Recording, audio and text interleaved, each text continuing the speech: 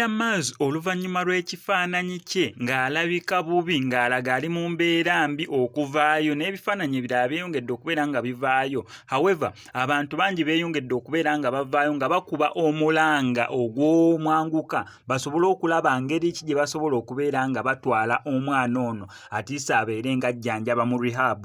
Rehab eyinza okubeera ey'essente entono kisinziira myezi emeka gy'oyinza okubeera ng'omalayo, naye rehab si kye kintu ky'oyinza okugamba muneera ogenda twalayo omuntu wo nga toyimiridde. Ekisookera ddala rehab yeetaagisa ddala ssente ennyingi ez'amaanyi.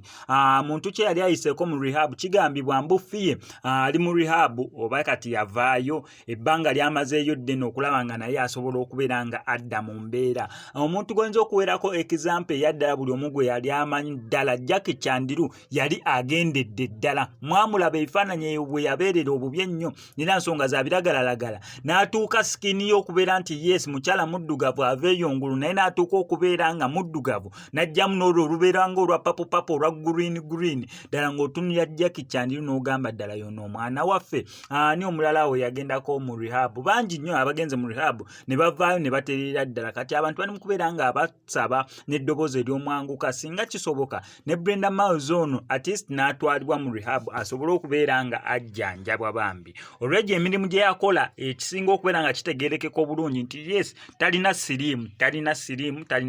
Ekyo kyo akkiriziganya nakyo n'abantu bonna bakkiriziganya nakyo wadde yakolanga mirimu gya kwetunda nga malaaya naye talina siriimu. However, waliwo ekika ky'enjaga naye ndowooza bina biragalalagala byatandika okubeera nga akozesa bya bbeeyi kyokka ate nga byetaagisa omuntu at least ng'amaze okubeera ng'alya oba nga yes anawoko ku ssente obikozesa omanyi munira osobola okweteeka mu ssente n'olya bulungi n'obeera nga buli kimu naye ate okikozesa nga ne stress zikuba ez'essente ate tolina ssente zigenda bigula ate kwegamba stress zisobola okubeera nga zikuba ne zikumalawo. So tuli mu kusaba busabi abantu bonna sobola okubeera nga tukwatisa wamu Brenda Miles asobole okubeera nga atwalibwa mu rehab asobole okubeera nga ajjanjabwa. Wano ku SMX Media jasigala nku updates tyo nokola subscribing nga notification. Nzikiriza nkutegeeze ku Sheyi Ssebugwawo azze okubeera nga akutaasa ennaku n'embeera embi mw'oli mu kubeera ng'oyita naddala ggwe ali ebweru nga visa egaanye onoonyeza omulimu gugaanye empapula zikutawaanya ssente zikuyita myagaana gyangalo otawanyizibwa ensonga z'omukwano. Sheyi Ssebugwawo